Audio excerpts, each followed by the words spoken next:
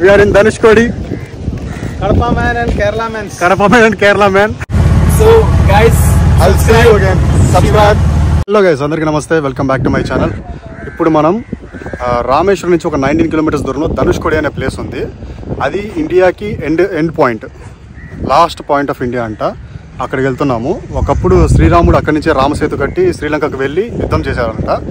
ఆ స్టోరీ అందరికీ తెలిసే ఉంటుంది కదా. ఇప్పుడు ఆ ప్లేస్కి వెళ్తున్నాము. రామేశ్వరం నుంచి ధనుష్కోడి వెళ్ళడానికి మనకు చాలా ఆప్షన్స్ ఉంటాయి. బస్సులో వెళ్ళొచ్చు, లేదంటే కారు రెంట్కి తీసుకెళ్ళొచ్చు, లేదంటే ఆటోలో కూడా వెళ్ళొచ్చు.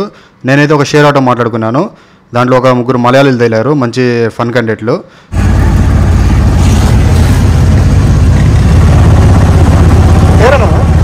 my name is Aditya. So we both have started this brand which is Nosh Tours, and we'll be giving international tours for Indians and Bharat tours for foreigners.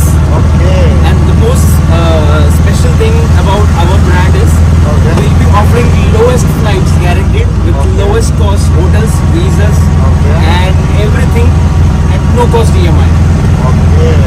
So that's about our brand. What's your name? Yeah, my name is Akshay. Akshay. Yeah. Nice to meet you. Yeah, thank you. Anna, ungal per anna? Yeah, Manoj. Yeah, Akshay father. Akshay father. Yeah, very good. ఇంకా వీళ్ళతో అలా మాట్లాడుకుంటూ road side CV enjoy చేస్తూ అలా Dhanushkodi reach అయిపోయాము. ఎలా video. Hi guys, we are chilling here in Dhanushkodi. Yes. We are in Dhanushkodi. Kadapa man and Kerala man. Kadapa man and Kerala man. Chilling in Dhanushkodi beach. Hey, nice to meet you all. ఈ Dhanushkodi beach ఎంత crystal క్లియర్గా ఉందంటే నేను ఇంతవరకు చూసిన బీచ్లో best beach ఇది. దాంతోపాటు ఏంటంటే ఇక్కడ అరేబియన్ సీ ఇంకా బంగాళాఖాతం మెర్జ్ అవుతాయంట. అదే అంటారు కదా సంగమం జరుగుతుందని చెప్పి, అది జరుగుతుందంట. ఒకప్పుడు చాలా ఫేమస్ ప్లేస్ ఇది. రాముడు రామసేతు కట్టాడు అన్నీ ఉన్నాయి కదా.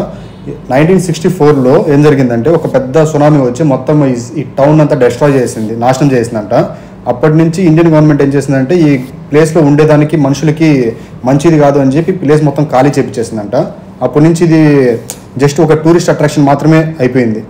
ఈ రామేశ్వరంకి వచ్చిన వాళ్ళు జస్ట్ టూరిస్ట్ అట్రాక్షన్ కింద వచ్చి చూసుకొని వెళ్తారు. మనుషులు ఎవరు ఉండరంట. ఈవినింగ్ అయితే మొత్తం అందరూ ఖాళీ చేసి వెళ్ళిపోతారంట.